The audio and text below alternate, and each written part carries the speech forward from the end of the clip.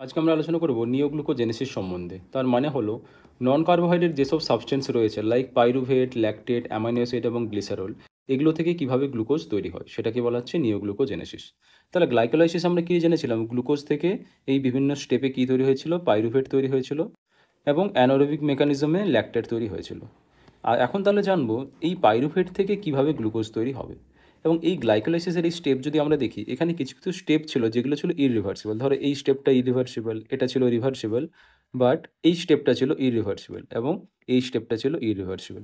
তার মানে এই ইরিভার্সিবল স্টেপগুলো যদি না থাকতো তাহলে কি হতো, যেসব সেলে বেসিক্যালি সব সেলেই গ্লাইকোলাইসিস হয়, তাহলে সব সেলে কী হতো, এই পাইরুভেটটা আবার গ্লুকোজে কনভার্ট হয়ে যেত। তাহলে তো পাইরুভেট তৈরি হতো না, এবং পাইরুভেট তৈরি না হলে এসিটাইল কোয়ে বা এবং অন্যান্য প্রসেসগুলো হতো না। ওই জন্য কী হয়, সব সেলে কিন্তু পাইরুভেট থেকে গ্লুকোজ তৈরি হয় না, বা সব সেলে এই স্টেপগুলো রিভার্সিবল হয় না। তাহলে এখন জানবো কোন কোন সেলে এই স্টেপগুলো রিভার্সিবল হয়। এই স্টেপগুলো রিভার্সিবল হওয়া মানেই কিন্তু পাইরুভেট থেকে গ্লুকোজ তৈরি হবে, তার মানে নিওগ্লুকোজেনেসিস হবে। মেনলি দুটো সেলে হয়, একটা হচ্ছে লিভার এবং একটা হলো কিডনি। তাহলে জেনে নিই লিভার এবং কিডনিতে কীভাবে পাইরুভেট থেকে গ্লুকোজ তৈরি হয়। যখন এই পাইরুভেট, এটা কোথায় তৈরি হচ্ছে? সাইটোপ্লাজমে।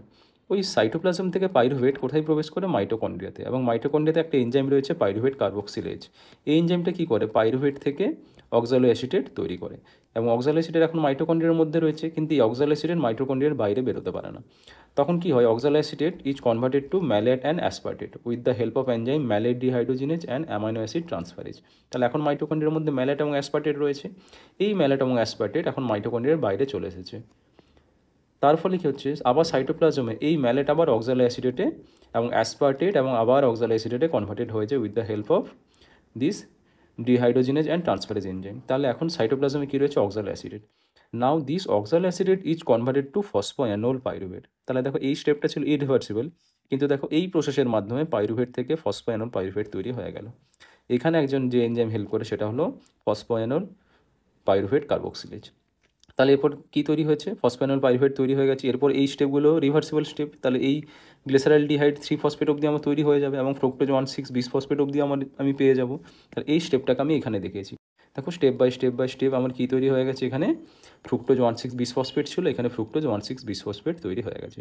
এবারে এই স্টেপটা ছিল ইররিভার্সিবল, অর্থাৎ ফ্রুক্টোজ 1,6 বিসফসফেট থেকে ফ্রুক্টোজ 6 ফসফেট তৈরি হয় না। কিন্তু লিভার এবং কিডনিতে এই স্পেশাল এনজাইমটা থাকে, তার নাম কি? Fructose 1,6 bisphosphatase. সেটা কী করে? ফ্রুক্টোজ 1,6 বিসফসফেটকে ফ্রুক্টোজ 6 বিসফসফেটে কনভার্ট করে দেয়। তার এখন কী রইল? Fructose 6 phosphate. Fructose 6 phosphate easily glucose 6 ফসফেটে কনভার্টেড হয়ে যায়, কারণ এই স্টেপটা ছিল রিভার্সিবল। এবং গ্লুকোজ 6 ফসফেট তৈরি হয়ে যাওয়ার পরে এই স্টেপটা ছিল ইরিভার্সিবল স্টেপ, এবং এটা খুব ইম্পর্ট্যান্ট একটা স্টেপ ছিল। লিভার এবং কিডনিতে কী থাকে? গ্লুকোজ 6 ফসফেটেজ থাকে। এই এনজাইমটাই একমাত্র গ্লুকোজ 6 ফসফেট থেকে গ্লুকোজ তৈরি করতে পারে। তাহলে আমরা জানলাম পাইরুভেট থেকে এই স্টেপের মাধ্যমে কীভাবে গ্লুকোজ তৈরি হয়। আর কিভাবে তৈরি হতে পারে গ্লুকোজ? ল্যাকটেট থেকেও পাইরুভেট হতে পারে, এবং ল্যাকটেট থেকে পাইরুভেট হয়ে তারপরে এই প্রসেসের মাধ্যমে গ্লুকোজ তৈরি হতে পারে।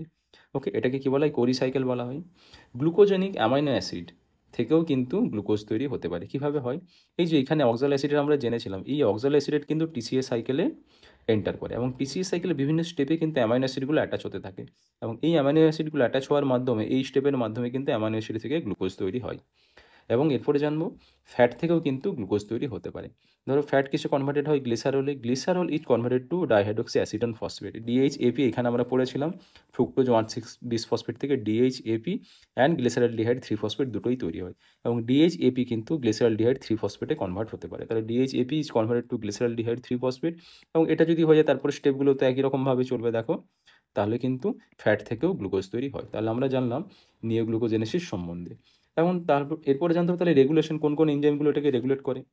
তাহলে প্রথমে অবশ্যই আমাদের মনে রাখতে হবে পাইরুভেট কার্বক্সিলেজ, এবং এই এনজাইমটা কোথায় থাকে? এই এনজাইমটা মাইটোকন্ড্রিয়ার মধ্যে থাকে। আর যে এনজাইমটা হেল্প করে সেটা হলো ফ্রুক্টোজ 1,6 বিসফসফেট, এবং এটা হলো রেট লিমিটিং এনজাইম। ওকে, এবং তারপরে লাস্টলি তো আমাদের মনে রাখতে হবে glucose 6 phosphatase, and this is a microsomal enzyme marker. এরপর তোমাদের একটা লাস্ট জেনে রাখতে হবে যে যারা কাঁচা ডিম খায়, এগ, যারা এগ খায় তাদের কি প্রবলেম হতে পারে। বেসিক্যালি কাঁচা ডিম বা এগে কি থাকে? অ্যাভিডিন থাকে। ইট কন্টেন অ্যাভিডিন, অ্যান্ড অ্যাভিডিন কী করে? এই বায়োটিনটাকে অ্যাভিডিন অ্যাট্রাক্ট করে রেখে দেয়, বা বায়োটিনের সাথে অ্যাটাচমেন্ট হয়ে যায়। তার ফলে কী হয়? বায়োটিন এই স্টেপটাতে পাইরুভেট থেকে অক্সালোসিলেট এই স্টেপে হেল্প করে বায়োটিন। এখন এগে যদি এভিডিন থাকে, সো অ্যাভিডিন এই বায়োটিনটাকে কাজ করতে দেবে না, তার ফলে পাইরুভেট থেকে অক্সালোসিলেট আর তৈরি হবে না। তাহলে কী হবে, যদি অক্সালোসিলেট তৈরি না হয় তাহলে কিন্তু গ্লুকোজ তৈরি হবে, তাহলে নিওগ্লুকোজেনেসিস কিন্তু আর হবে না, এবং এর ফলে কী হতে পারে, হাইপোগ্লাইসেমিয়া হতে পারে, কারণ গ্লুকোজ যদি না থাকে। ওকে, তাহলে আমরা আজকে নিওগ্লুকোজেনেসিস এবং এর ক্লিনিক্যাল ইম্পর্টেন্স সম্বন্ধে আলোচনা করলাম। ওকে, চলো, থ্যাংক ইউ।